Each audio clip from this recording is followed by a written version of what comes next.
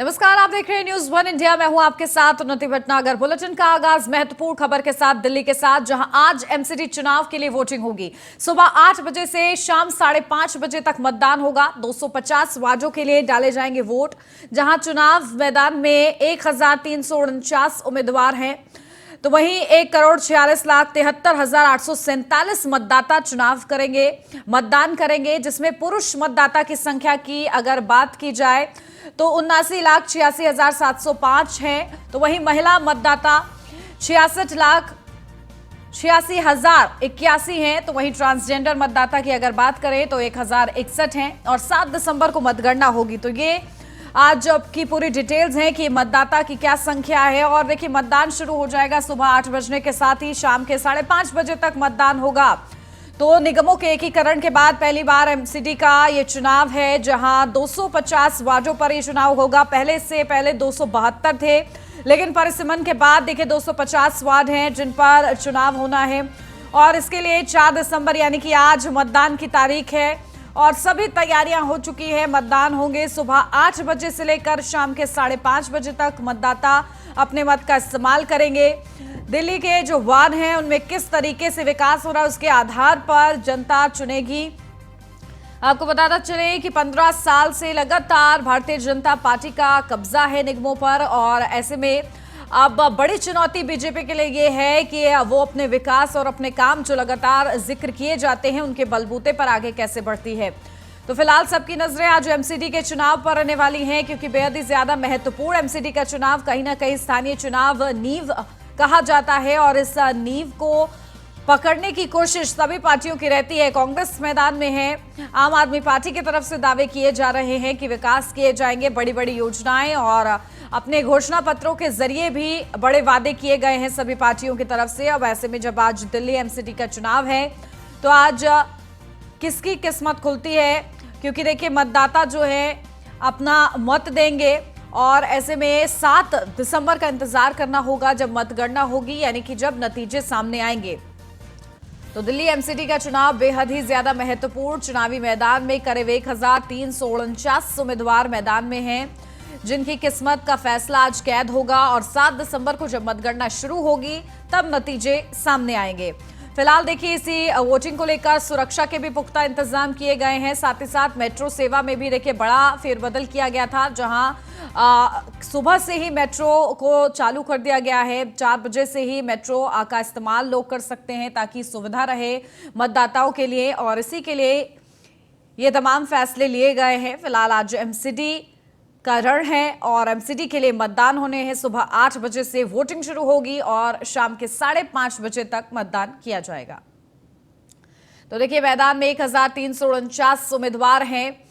इसी के साथ कुल 104 सीट महिलाओं के लिए आरक्षित है इस दौरान, और 1,46,73,847 मतदाता चुनाव करेंगे, यानी कि मतदान करेंगे, जिसमें पुरुष मतदाताओं की संख्या 79,86,705 है। महिला मतदाताओं की संख्या 66,86,081 है। और इसी के साथ ट्रांसजेंडर मतदाताओं की अगर बात करें तो 1,061 उनकी संख्या है। तो 7 दिसंबर को मतगणना होगी और नतीजे सामने आ जाएंगे। तो मैदान में 1,349 उम्मीदवार हैं जिनकी किस्मत का फैसला आज कैद होगा, और कुल 104 सीटें ऐसी हैं जिन पर महिलाओं के लिए वो आरक्षित की गई हैं। आपको कितने मतदाता मैदान में हैं जो मतदान करेंगे, साथ ही साथ उनमें पुरुष मतदाताओं की क्या संख्या है, महिला मतदाताओं की क्या संख्या है, ट्रांसजेंडर मतदाताओं की क्या संख्या है, ये अलग अलग आंकड़ों के जरिए आपको बता रहे हैं।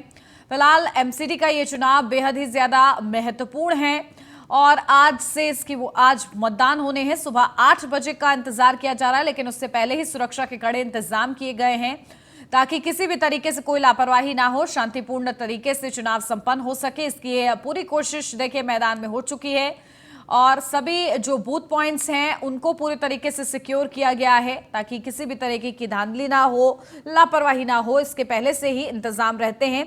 तमाम जानकारियां जो हैं ऐप के जरिए भी लोगों को मिल सकती हैं, यानी कि विशेष करके जो मतदाता हैं उनको मिल सकती हैं। निगम के ऐप पर आपको सभी जानकारी मिलेगी, ये भी महत्वपूर्ण अपडेट आप तक पहुंचा दे। जहां पर आपका बूथ लोकेशन क्या है, आप इसको भी ट्रेस कर सकते हैं। आपका नाम मतदाता सूची में है या नहीं, इसको लेकर भी आप चेक कर सकते हैं इस ऐप के जरिए। और निगम ऐप से आसानी से आप अपने जो नॉमिनेशन है यानी कि कितने प्रत्याशी मैदान में हैं, इसको भी आप चेक कर सकते हैं। ये तमाम विशेषताएं हैं जो कि ये सुविधाएं हैं खासतौर से मतदाताओं के लिए, जिनका इस्तेमाल और जिसके प्रति उनको जागरूक रहना बहुत ही ज्यादा जरूरी है। और इसी बीच देखिए लगातार वो आंकड़े भी आपको बता रहे हैं कि करीब कितने मतदाता हैं, पुरुष मतदाता, महिला मतदाता, ट्रांसजेंडर मतदाता। और एमसीडी का ये पूरा चुनाव है। देखिए तीनों निगमों के एकीकरण के बाद ये चुनाव हो रहा है पहली बार। और ऐसे में दिल्ली के दंगल में किसका मंगल होता है, ये देखना बेहद ही ज्यादा महत्वपूर्ण रहेगा, क्योंकि ये जो पूरा जो रण है वो बेहद ही ज्यादा पेचीदा है, त्रिकोणीय है। और बीजेपी क्योंकि 15 साल से एमसीडी पर, निगमों पर बीजेपी रही है, और ऐसे में बीजेपी के लिए बड़ी चुनौती होगी कि आगे भी वो कायम रहे। लेकिन जिस तरीके से इस बार मुद्दे उठे हैं, आपको मुद्दों की अगर हम बात करें तो देखिए मुद्दे उठे हैं साफ सफाई को लेकर, कूड़े को लेकर खासतौर से बीजेपी को घेरा गया।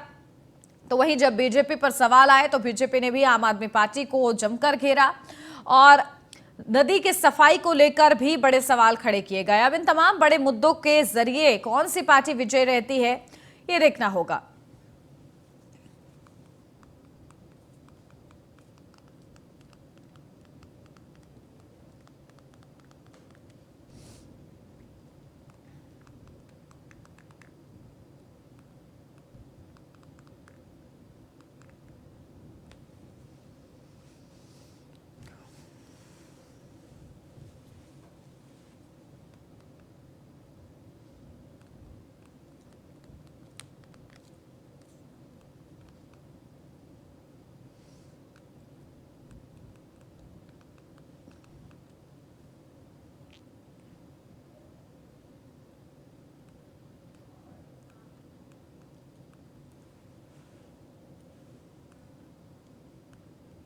और खबरों के सिलसिले में बढ़ते हैं आगे। अब खबर गोरखपुर से, जहां गोरखपुर में सीएम योगी आदित्यनाथ का खास दौरा है। इस दौरान उनके विशेष कार्यक्रम निर्धारित हैं।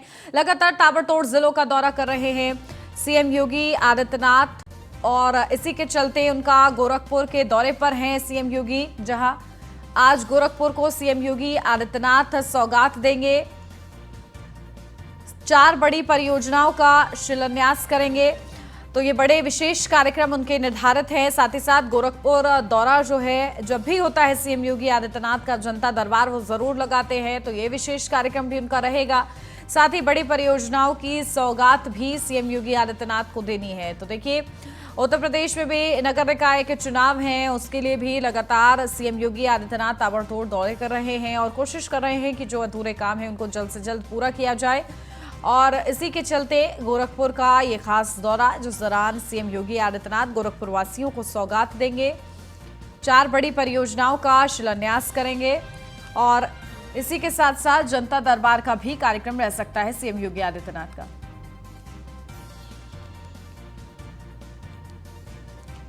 तो विशेष कार्यक्रम निर्धारित हैं सीएम योगी आदित्यनाथ का गोरखपुर का दौरा, जहां एक तरफ उपचुनाव का क्योंकि प्रचार अब थम चुका है, और इसी के चलते अब नगर निकाय चुनाव की तैयारियों में सीएम योगी आदित्यनाथ जुटे हुए हैं। और इसी के लिए गोरखपुर का उनका ये अहम दौरा, जिस दौरान बड़ी परियोजनाओं की सौगात एक तरफ सीएम योगी आदित्यनाथ देंगे, और इसी के साथ जनता दरबार क्योंकि जरूर लगाते हैं। बताया जा रहा है कि 4 बड़ी परियोजनाएं रहेंगी जिनका शिलान्यास सीएम योगी आदित्यनाथ करेंगे।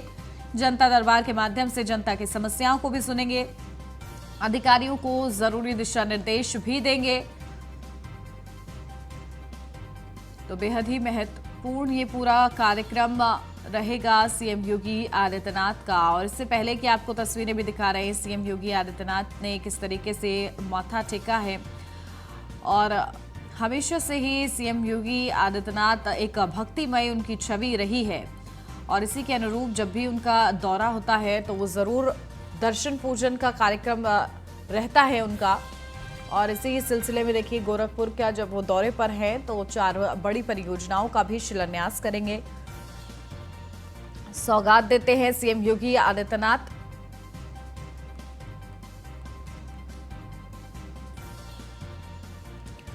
तो 4 बड़ी परियोजनाओं का शिलान्यास किया जाएगा।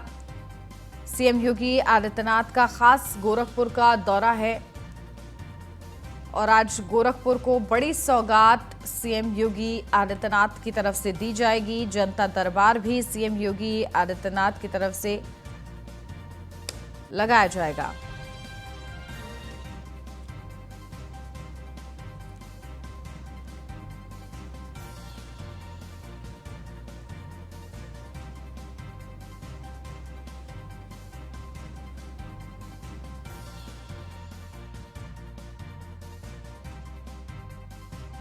दौरे पर सीएम योगी आदित्यनाथ और विशेष पूरे कार्यक्रम रहेंगे। न्यूज़ 1 इंडिया की नजर भी इस खबर पर बनी रहेगी। अहम ये दौरा है सीएम योगी आदित्यनाथ का, क्या कुछ वो बड़ी सौगात देते हैं, सौगात के साथ साथ क्या संदेश गोरखपुर वासियों को देते हैं, ये देखना होगा।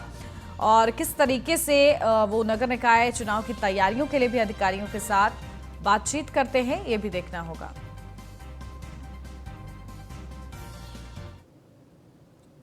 और अब खबर लखनऊ से, जहां आज शीतकालीन सत्र को लेकर सर्वदलीय बैठक दोपहर 12:30 बजे होगी। यह सर्वदलीय बैठक जहां विधानसभा सत्र से पहले बनेगा समन्वय। जहां 5 दिसंबर से शुरू होगा शीतकालीन सत्र। यूपी विधानसभा सत्र को लेकर सर्वदलीय बैठक, सीएम योगी आदित्यनाथ बैठक में शामिल होंगे। तो दोपहर 12:30 बजे ये खास बैठक है सर्वदलीय, जहां विधानसभा सत्र से पहले समन्वय बनेगा। तो वही 5 दिसंबर से शुरू होगा शीतकालीन सत्र और इस सत्र से पहले सर्वदलीय बैठक बुलाई गई है। कौन कौन से प्रस्तावों पर चर्चा होगी, क्या प्राथमिकता रहेगी सदन में उठाने के लिए, इन तमाम मुद्दों पर चर्चा की जाएगी। दोपहर 12:30 बजे का वक्त मुकर्रर किया गया है सर्वदलीय बैठक के लिए। सीएम योगी आदित्यनाथ इस बैठक में शामिल रहेंगे। तो महत्वपूर्ण ये पूरी बैठक है, जिस बैठक में कई अहम मुद्दों पर चर्चा की जाएगी, क्योंकि 5 दिसंबर से शीतकालीन सत्र शुरू हो रहा है और सत्र के दौरान क्या बड़े मुद्दे जनहित में उठाने हैं और किन्हें प्राथमिकता देनी है, किन प्रस्तावों पर चर्चा होनी चाहिए, इन तमाम चीजों को लेकर इस बैठक में चर्चा की जाएगी, मंथन किया जाएगा और वो तमाम प्रस्ताव भी शॉर्टलिस्ट किए जा सकते हैं जिन पर सत्र के दौरान चर्चा करनी है सरकार को। और इसी के लिए सर्वदलीय बैठक, और इस बैठक के जरिए कहीं ना कहीं सत्र की बड़ी तैयारी होगी कि सत्र में क्या कुछ मुद्दे उठने चाहिए जो कि सीधे सीधे जनता के हित के लिए हो। दोपहर 12:30 बजे ये सर्वदलीय बैठक होगी। सीएम योगी आदित्यनाथ भी इस बैठक में मौजूद रहेंगे। तो ये बड़ी जानकारी, 5 दिसंबर वो तारीख जब शीतकालीन सत्र शुरू होगा और इससे पहले आज सत्र की तैयारी के लिए खास तौर से सर्वदलीय बैठक।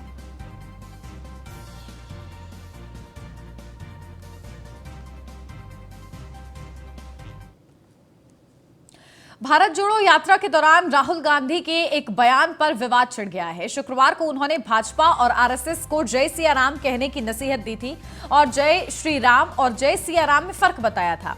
अब भाजपा ने उनके बयान पर अपनी प्रतिक्रिया दी है। राहुल के बयान पर केशव प्रसाद मौर्य का पलटवार सामने आया। उन्होंने कहा कि भगवान श्री राम के अस्तित्व को नकारने वाली कांग्रेस के सांसद राहुल गांधी जी को जय श्री राम न सही, भाजपा ने जय सिया राम बोलने के लिए विवश कर दिया है। यह भाजपा की वैचारिक विजय और कांग्रेसी विचारधारा की हार है। अभी आपसे जय श्री राधा रानी सरकार की और जय श्री कृष्ण भी कहलवाना है। तो ये डिप्टी सीएम केशव प्रसाद मौर्य का ट्वीट सामने आया राहुल गांधी के बयान पर, जिसमें उन्होंने जय सिया राम और जय श्री राम में अंतर बताया। तो देखिए ये ट्वीट आपको दिखा रहे हैं, जहां केशव प्रसाद मौर्य का भगवान श्री राम के अस्तित्व को नकारने वाली कांग्रेस के सांसद श्री राहुल गांधी जी को जय श्री राम न सही, भाजपा ने जय सिया राम बोलने के लिए विवश कर दिया है। यह भाजपा की वैचारिक विजय और कांग्रेसी विचारधारा की हार है। अभी आपसे जय श्री राधा रानी सरकार की और जय श्री कृष्ण भी कहलवाना है।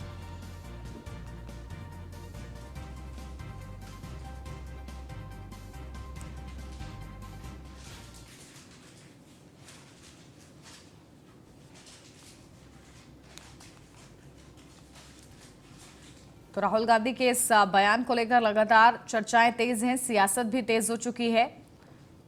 और ये देखिए कांग्रेस की तरफ से ये ट्वीट किया गया है, सीता के बिना भगवान राम का नाम अधूरा है, वो एक ही है, इसलिए हम जय सिया राम कहते हैं। तो भगवान राम सीता जी के लिए लड़े, हम जय सिया राम जपते हैं।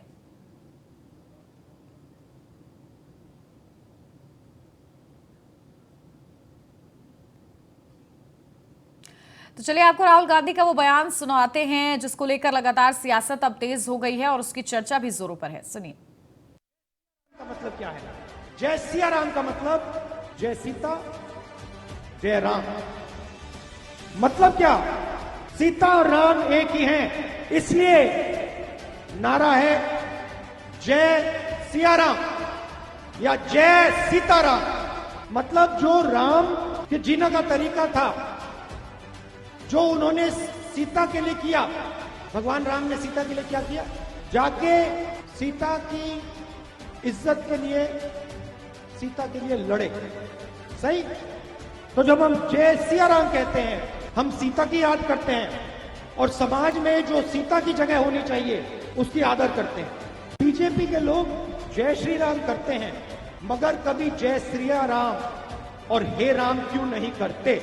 मुझे बहुत अच्छा लगा, बहुत गहरी बात बोली, क्योंकि वो सबसे पहले आरएसएस के लोग, बीजेपी के लोग, क्योंकि वो सबसे पहले जिस भावना से राम ने अपनी जिंदगी जी, उस भावना से अपनी जिंदगी नहीं जीते हैं। क्योंकि राम ने किसी के साथ अन्याय नहीं किया। राम ने समाज को जोड़ने का काम किया। राम ने सबको इज्जत दी। भगवान राम ने किसानों को, मजदूरों को, व्यापारियों को, सबकी मदद की।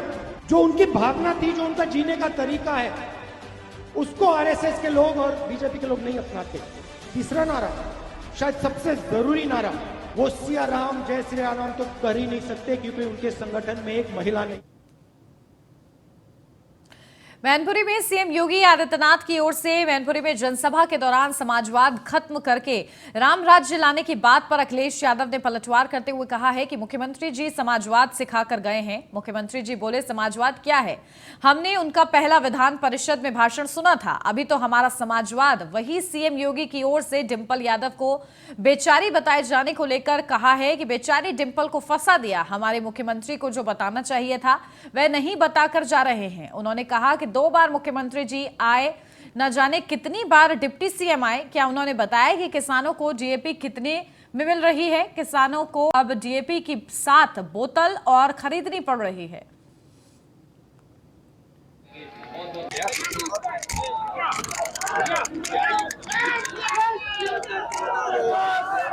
पार्टी को देकर के ऐतिहासिक जीत दिलाने का काम करेंगे और दूसरी पार्टी को देकर के ऐतिहासिक जीत दिलाने का काम करेंगे और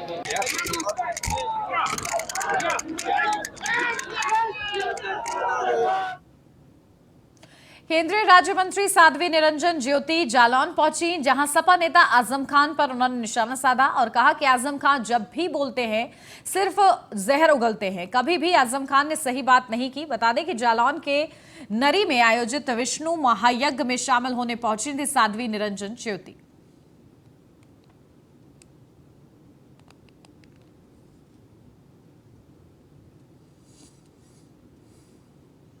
खासे उम्मीद और क्या कर सकते हैं आप?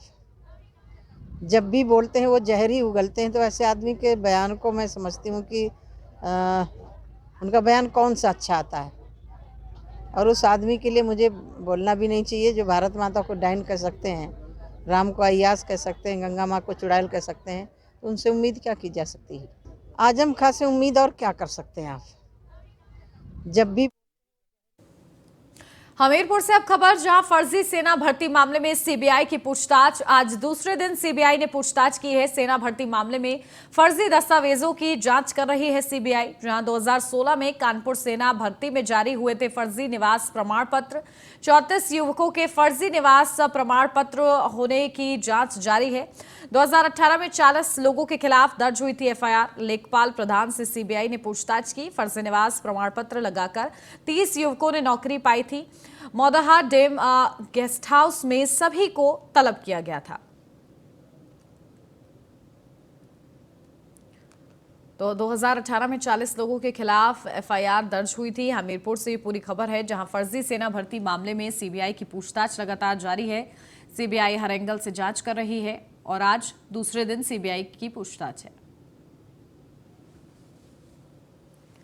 राजनीति के गलियारे में जब कोई नाम आम से खास हो जाए तो शख्सियत बन जाती है। 2016 नोटबंदी के दौरान बैंक के बाहर जन्म लेने वाले बच्चे ने पूरी दुनिया में इतना नाम कमाया कि वह किसी परिचय का मोहताज नहीं रहा है। कानपुर देहात के एक बैंक के बाहर लाइन में खड़ी महिला ने एक बच्चे को जन्म दे दिया था।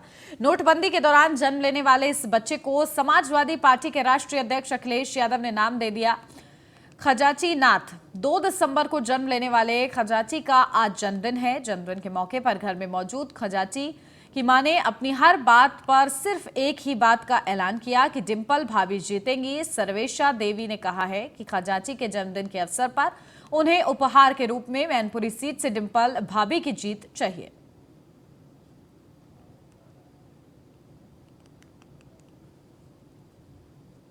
समाजवादी पार्टी से निवर्तमान सिकंदरा विधानसभा का अध्यक्ष हूं।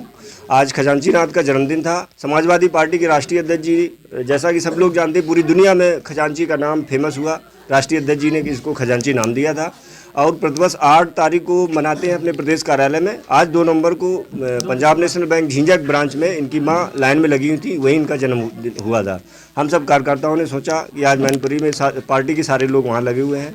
हम हर साल पार्टी के द्वारा हमेशा समाजवादी पार्टी के लोग पदाधिकारी नेता यहाँ आते हैं, इनके जन्मदिन मनाते हैं। आज हम लोग कार्यकर्ताओं के साथ आए, इनके घर में देखा। एक आश्चर्यजनक बात ये थी कि इतना छोटा बालक है और इन लोगों की मंशा है कि डिंपल भाभी जीतेंगी, जैसा कि अपने शरीर में लिखे हुए हैं। तो इसकी इच्छा है, मैं चाहता हूँ कि इसकी इच्छा पूरी हो और हम सब लोगों के लिए खुशी की बात होगी कि डिंपल जी जीतेंगी। श्रमशील समाजवादी पार्टी। और इसी के साथ इस बुलेटिन में फिलहाल बस इतना ही। खबरों का सिलसिला आगे भी जारी है। आप बने रहिए न्यूज़ 1 इंडिया के साथ।